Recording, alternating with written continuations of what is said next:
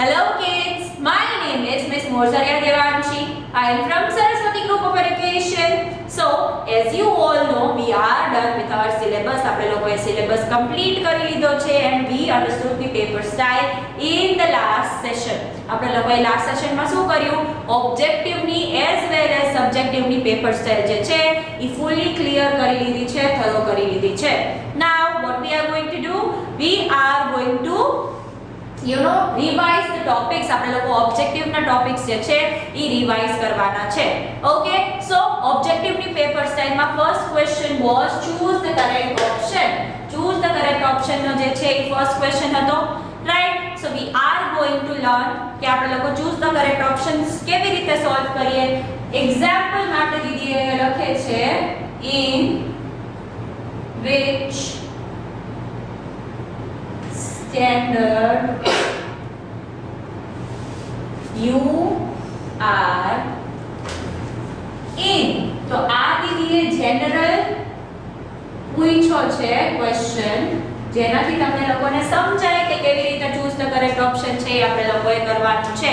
હવે તમારા આ ક્વેશ્ચન્સ જે છે કેના બેઝ ઉપર હશે? On the base of chapter and poem. Chapter અને પોમ ના બેઝ પર તમારે લોકોને આ ક્વેશ્ચન હશે.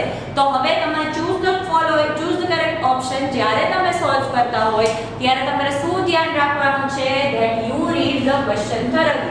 ક્વેશ્ચન તમે પહેલા શાંતિથી એકવાર વાંચો. In which standard you are in. તમે કયા સ્ટાન્ડર્ડમાં છો? ક્વેશ્ચનને વાંચો, વાંચીને પછી સમજો, સમજીને પછી શું કરવાનું છે? You are supposed to be choosing the correct one, that is the first one, right? First standard સાચું છે તે તમારે ચૂઝ કરવાનું છે વાંચીને properly, and then and only then you are supposed to be moving ahead. પછી જ તમારે આગળ વધવાનું છે, right? So choose the correct option માં તમારે ક્વેશ્ચન ધ્યાનથી રીડ કરવાનો છે. After reading the question you are supposed to be understanding the question. Question સમજવાનો છે, then option રીડ કરવાના છે, એમાંથી જે સાચો ઓપ્શન હોય એ ચૂઝ કરવાનો છે, ક્રોસ ચેક કરવાનું છે કે બરાબર જ ઓપ્શન ચૂઝ કર્યો છે કે નહીં, એન્ડ એવી રીતે કેટલા સોલ્વ કરવાના હશે? 10 questions સોલ્વ કરવાના રહેશે. How many questions? 10 questions. આ કેના બેઝ ઉપર હશે? તમારી ચેપ્ટરની સ્ટોરી અને પોમની સ્ટોરીના બેઝ ઉપર જ હશે. So if that is not clear then you may re-watch the videos. જે એક્સપ્લેનેશનના વિડિયોઝ છે એ ચેનલ ઉપરથી તમે જોઈને રિવાઇઝ કરી શકો છો, રિવિઝન કરી શકો છો. સો this is the first question in which you are supposed to be reading the question, reading the option, understand both and then choose the correct one. તો પછી લાસ્ટમાં સાચું જે છે એ ચૂઝ કરવાનું છે. So first question is choose the correct option which is of 10 marks. How many marks? 10 marks. Right? Now let us see the next one. Let's do that. Let us understand. Okay, so as I said, we are going to now understand the second question, that is true or false, right? True means સાચું છે અને false means ખોટું, right? કોઈ બી આપણે statement બોલી છે question માં હશે, જેમ કે એમ કહો my name is Hemali. Hemali તો આ true છે કે ફોલ્સ છે? આ સ્ટેટમેન્ટ જે મેં લખ્યું છે, આ જે વાક્ય મેં લખ્યું છે, સેન્ટેન્સ જે લખ્યું છે એ સાચું છે કે ખોટું પહેલા રીડ કરવાનું છે, right? If Didi is telling my name is Himali Didi, am I telling the truth or not? I am not telling the truth, right? So it will be false. જો ખોટું હોય તો false choose કરવાનું, જો સાચું હોય તો true choose કરવાનું, રાઈટ? ઓબ્જેક્ટિવ પેપરમાં તમારે ખાલી રીડિંગ પર જ વધારે ફોકસ કરવાનું રહેશે. તમારું રાઇટિંગ સ્કિલ્સ એટલી બધી આ વખતે હશે નહીં, because you will be having plenty of options. તમને લોકોને દર ક્વેશ્ચનમાં ઓપ્શન્સ મળશે તો તમને એમાં બેનિફિટ રહેશે. સો ઓબ્જેક્ટિવ માટે ખાસું એવું પ્રિપેર કરશો તો તમને લોકોને ઘણા એવા માર્ક્સ સ્કોર થઈ જશે. Now true or false again is based on chapter poem અને ચેપ્ટરના સ્ટોરી બેઝ ઉપર જ તમને લોકોને શું હશે, ટ્રુ ઓર ફોલ્સ હશે. So you need to understand this story thoroughly. તમને લોકોને બધી કોન્ટેન્ટ યાદ હોવો જોઈએ, બધી વસ્તુઓ યાદ હોવી જોઈએ કે દીદીએ ચેપ્ટરમાં શું સ્ટોરી કીધી હતી, પોમમાં શું સમજાવ્યું છે. On the basis of it you will be having the thing, right? So these are true or false. It is of 10 marks again. So choose the correct answers are of 10 marks. True or false are of 10 marks. The total of it is 20. તો 20 marks નું જે portion છે એ તમારા chapter અને poem માંથી પૂછાવાનું છે. Now let us see what will be the thing in question number 3. Let's do that. Let's see that. Okay. So now question number 3 is going to be fill in the blanks. What is it going to be? It is going to be fill in the blanks, in which દીદી તમને લોકોને શું પૂછવાના છે? દીદી is going to ask you prepositions, right?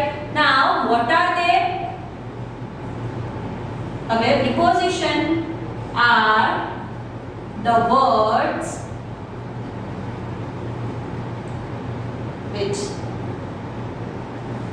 says the location or the place at which the noun is. હવે preposition એવા words છે જે શું કહે છે કે નાઉન ક્યાં છે, નાઉનની લોકેશન બતાવે છે. એ વર્ડ્સ ને શું કહેવાય? prepositions કહેવાય. Now you will have a question in your mind. What are nouns? Nouns are the name of a person, name of a thing,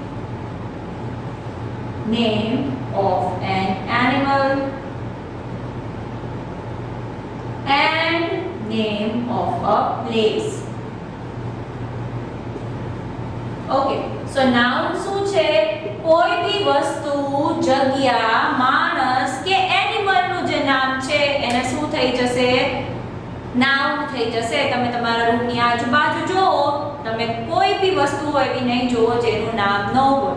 either it is a person, એનું નામ છે, either it is a thing, એનું નામ છે, કોઈ animal છે તો એનું કાંઈ પર્ટિક્યુલર નામ છે જ, અને પ્લેસ તો એનું પર્ટિક્યુલર નામ છે. સો everything is having a name. Name ન હોય તો આપણી લાઈફ શું થઈ જાય? અઘરી થઈ જાય. તમારું જ નામ ન હોય તો તમને કેવું ફીલ થાય? You would not feel good, you will not feel okay, because તમને બોલાવે કેમ કોઈ? તો એ કોઈ એવું કરીને કેટલા લોકોને બોલાવીએ. So if name is not there, it is tough for us to live. તો નાઉન ક્યાં છે? હવે દીદી તમને એક જનરલ એક્ઝામ્પલ આપશે જેનાથી તમને વધારે ક્લિયર થઈ જશે, રાઈટ? આ વસ્તુ છે, you all agree? What is it? It is a thing. What is the name of it? The name of it is marker. આનું નામ શું છે? માર્કર છે, રાઈટ? હવે માર્કર ક્યાં છે એવું કહેતા વર્ડ્સ ને શું કહેવાશે? prepositions. Now let us see the example. If marker ક્યાં છે એવું પૂછું છું, mark it is on the box. Where is it? It is on the box, right? Now if I am asking now, where is the marker? Where નો જવાબ દેતા જે words હશે એને આપણે લોકો prepositions કહેશું, right? તો હવે પૂછું, where is the marker? Marker is under the box. Marker, where is it? Under the box, right? If I am asking, where is the marker now? Marker is in the box. અંદર છે. In means અંદર. નીચે હોય તો under, ઉપર હોય તો on, એની ઉપર હોય તો above હોઈ શકે, અને અંદર હોય તો in, right? અને if હવે દીદી પૂછે છે કે where is the marker? The marker is near the box. It is near it, right? Where is the noun? ઈ ક્વેશ્ચન નો આન્સર જે વર્ડ્સ દેતા હશે એને prepositions કહીએ છીએ. સો આપણે લોકો કયા કયા four prepositions લર્ન કર્યા છે? on એટલે ઉપર, under એટલે નીચે, near એટલે બાજુમાં, and in means અંદર. In means અંદર. right? So you are supposed to be learning that thoroughly. તમને ઇફન કે ચલો let us see word example sentence જેનાથી તમને વધારે આઈડિયા આવે.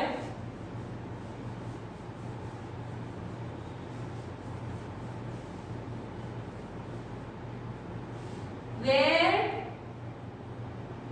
do you sit in class? તો પછી I sit on the bench.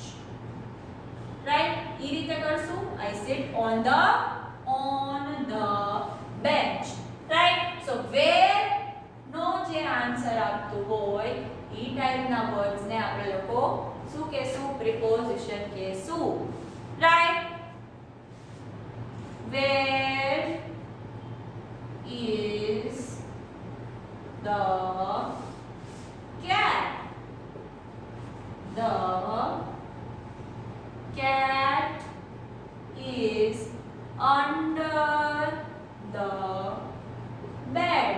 Cat ક્યાં છે? બેડની નીચે છે. તો અંડર એનું લોકેશન બતાવે છે, ક્યાં છે એ બતાવે છે. Right? Then if I am asking third one, if I am asking કે where is your house? તો તમે કહી શકો છો it is near ABC school. right? so તમારી ઘરની આજુબાજુ કઈ એવી ફેમસ વસ્તુ છે તો તમે આવી રીતે એને કહી શકો છો કે એની બાજુમાં મારું ઘર છે. તો અહીંયા ઘર શું થઈ જશે? નાઉન થઈ જશે. કેટ શું થઈ જશે? નાઉન થઈ જશે. આપણે યુ શું થઈ જાય? નાઉન થઈ જાય આપણે. Right? then in. So if I am asking where is your shirt? Where is it? Where પૂછ્યું છે, shirt શું છે? નામ છે. It is in cupboard. ક્યાં છે? કબોર્ડમાં છે. કબોર્ડમાં અંદર છે. તો in લોકેશન બતાવ્યું. તો આપણે કોઈ વસ્તુ અંદર હોય તો in લખીએ છીએ, કઈ ઉપર હોય તો on લખીએ છીએ, નીચે હોય તો under લખીએ છીએ. રાઈટ? બાજુમાં હોય તો near લખીએ છીએ. So this is the concept which you need to learn thoroughly. Right? Now let us see the next question. This was question 3A. This was question number 3A. Now let us learn question number 3B. Okay, so for question number 3A, we learn in, on, under and near. એનું નામ શું છે? Preposition. It was of 4 marks. This one is also of 4 marks. એટલે તમારા કેટલા થયા અત્યાર સુધી? 24 માર્ક્સ ક્લિયર થયા. નાઉ હવે નેક્સ્ટ 4 માર્ક્સ માં દીદી શું પૂછવાના છે? is and are નો ટોપિક. રાઈટ? સો જ્યારે when we are talking about one thing, we use, what do we use? We use is. જેમ કે Raj is sleeping.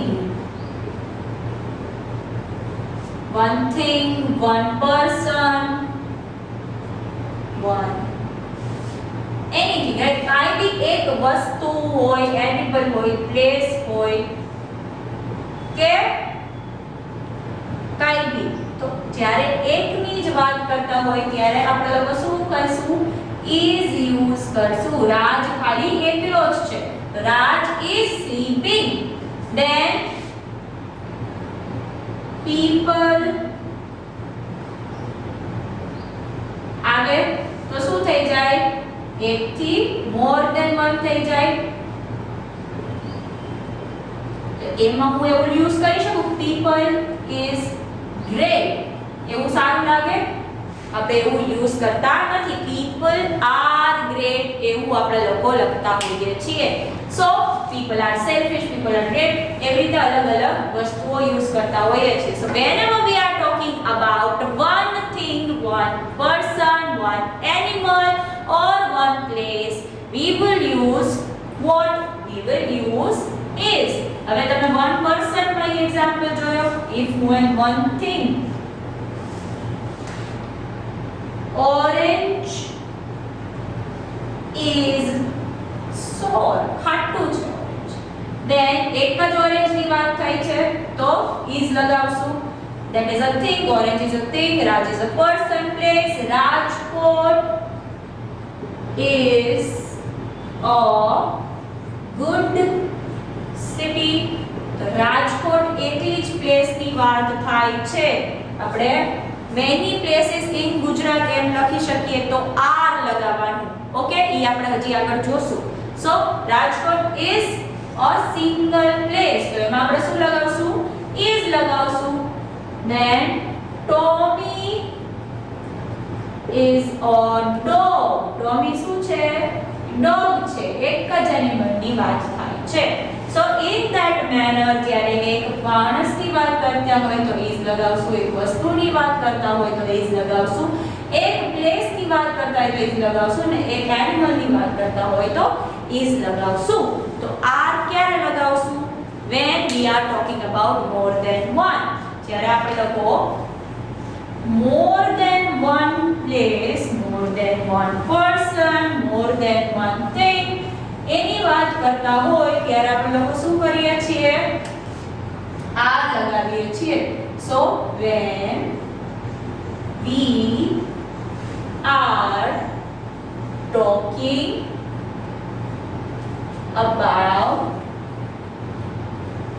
more than one person, place, animal or thing, we use are. What do we use? We use are. Right? So let us see. Cats are very sharp.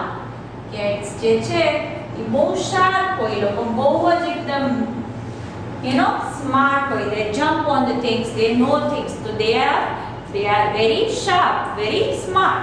okay, then people are very selfish. એવું આપણે કહીએ તો people શું છે? more than one person. M people is લગાવીશ તો સારું લાગશે? સારું લાગશે નહીં. right? so people are very selfish. તો people છે એ more than one માણસની વાત થાય છે તો આપણે શું લગાવશું? એમાં are લગાવશું. then the third one is parks are closed. અહીંયા parks છે, park નથી. parks are closed right now. અત્યારે તમને લોકોને આઈડિયા હશે કે parks છે, gardens છે, they are closed right now. શું છે? closed છે because the pandemic. અત્યારે જે સિચ્યુએશન છે એના કારણે બધા gardens છે, parks છે, they are closed. તો parks is closed લખશું તો બરાબર લાગશે નહીં. parks are closed will be the correct way to write it down. okay, so animal થઈ ગયું, person થઈ ગયું, place થઈ ગયું, પછી thing બાકી. right? so there are 10 children in my class and they are having 10 pens with them. okay, તમારા ક્લાસમાં કેટલા છોકરાઓ છે? there are 10. તો are અને 10 તો એમાં પર્સનનું પાછું તમને એક્ઝામ્પલ મળી ગયું અને એ લોકો પાસે કેટલી વસ્તુઓ છે, કેટલી પેન્સ છે? there are 10 pens with them. તો એકથી વધારે પેન છે, જેમાં થિંગનું એક્ઝામ્પલ તમને લોકોને મળી ગયું, right? So in this way તમારે લોકોએ એક વસ્તુની વાત કરી હોય, I have a one thing. The skirt is very pretty. The skirts લઈ હોય તો શું લખવાનું? The skirts are very pretty. Okay, તો one thing ની વાત થતી હોય ત્યારે is લાગશે અને જ્યારે more than one વસ્તુની વાત થતી હોય ત્યારે are લાગશે. So this is the topic which is also 4 marks. એટલે તમારા કેટલા માર્ક્સ થઈ ગયા? 28 marks થઈ ગયા. Now let us see the next thing, next question. Okay, so as I said, now we are going to see the two topics that are opposite words and rhyming words, right? So opposite words are the words which are having, you know, different meaning. If હું night કહું છું તો એનાથી totally અલગ વસ્તુ શું થશે? day થશે. if હું એમ કહું છું કે black તો એનાથી totally opposite શું થશે? white. Right? So opposite words are the words which are having totally different meaning. તો અહીંયા એક વર્ડ આપ્યા છે એનાથી તમારે different meaning થતા હોય એવા words જે છે એ મેચ કરવાના રહેશે. Okay? So opposite words are the words which are having totally different meaning. બધા meaning જે છે એ totally અલગ હોય એને શું કહેવાય? opposite words કહેવાય. Right? So these are the things which you need to take care of. Matches કરવાના હશે. A માં તમને આપ્યું હશે અમુક વર્ડ ને B માં આપ્યા હશે જે appropriate હશે એ તમારે મેચ કરવાના હશે. રાઈટ? નાઉ તમે લોકોને ગૂગલ ફોર્મમાં જો હશે એક્ઝામ તો you need two be very careful કે તમારે લોકોએ જે ઓપ્શન ચૂઝ કરો એ અપ્રોપ્રિએટલી કરો. એક ઓપ્શન ચૂઝ કરશો એમાં તમારા 3 માર્ક્સ હશે. એટલે you need to be very much careful. Then the next is rhyming words. Rhyming words are the words which are having similar end sound. જેમ કે C છે તો B, 3 છે તો tree. So એવી રીતે end sound જે સેમ હોય એને શું કહેવાય? rhyming words કહેવાય. તો rhyming words તમારે લોકોએ મેચ કરવાના રહેશે. So એ બધાયના 3 + 3 6 માર્ક્સ છે. તો question 4 is of 6 marks. એટલે તમારા લોકોના ખાસા એવા માર્ક્સ થઈ ગયા. Like 10 + 10 20, 20 + 8 28, 28 + 6 that is 34. હવે 6 માર્ક્સ નું બાકી રહ્યું. That is the last question. એ આપણે લોકો હવે સમજશું. So let us see that. Let us move on to that. Let's do that. Okay, so the last question is last question is one word answer. એમાં દીદીએ તમને લોકોને singular plural નો concept લીધો છે. એમાં sentences હશે જે તમારે જજ કરીને જોવાનું છે કે આમાં one આવશે કે more than one આવશે, સિંગ્યુલર આવશે કે પ્લુરલ વર્ડ આવશે. રાઈટ? તો સિંગ્યુલર એટલે one. પેન માર્કર છે તો it is one. Now if I am holding two then it will become more than one, then it will be markers. એક છે તો માર્કર છે, એકથી વધારે છે તો માર્કર્સ છે. Right? So in that way we need to take care of. આપણે લોકો એ રીતે લર્ન કરવાનું છે. સો આપણે લોકો પાછળ શું લગાવી શકીએ છીએ? s અને es લગાવી તો પ્લુરલ થઈ જાય છે. નાઉ આપણે s જ જનરલી લગાવવાનું હોય. એપલ છે તો એની પાછળ s તો એ પ્લુરલ થઈ ગયું. એક એપલ, પણ એપલ્સ હોય તો એ મોર ધેન વન હોય. તો જ્યારે કોઈ વર્ડ જે છે એ s થી એન્ડ થાય છે, z થી એન્ડ થાય છે, sh થી એન્ડ થાય છે કે ch થી એન્ડ થાય છે એને પ્લુરલ બનાવવા આપણે શું લગાવીએ છીએ? es. જેમ કે બસ છે તો buses, બસ છે તો buses. રાઈટ? સો અહીંયા s થી એન્ડ થતું હતું એટલે દીદી es લગાવ્યું. if bush હોય તો bushes. રાઈટ? સો એ રીતે તમારે લોકોએ જે r s થી z થી sh થી or ch થી વર્ડ એન્ડ થતા હોય એની પાછળ તમારે es લગાવવાનું છે. બાકી બધા લેટર્સ થી એન્ડ થતા હોય એની પાછળ s જ લગાવવાનું છે. So that is the concept of one word and that is the concept of singular and plural જે તમારે માઇન્ડમાં રાખવાનો છે. Okay, so kids, this was the thorough explanation of the topics which are going to be there. તમારા જે topics હોવાના છે એનો thorough explanation હતું. ચેપ્ટર અને પોએમ જે છે એની સ્ટોરી રિફર કરી લેજો વિડિયોઝમાં એન્ડ ગ્રામરનું બેઝિક રિવિઝન જે છે એ દીદીએ તમને લોકોને કરાવી દીધું છે. So this was the session in which we learned all the grammar things which are going to come. We also learned the basics of the same and this was the session of today. So until we are meeting next time, what are we going to say? We are going to say bye.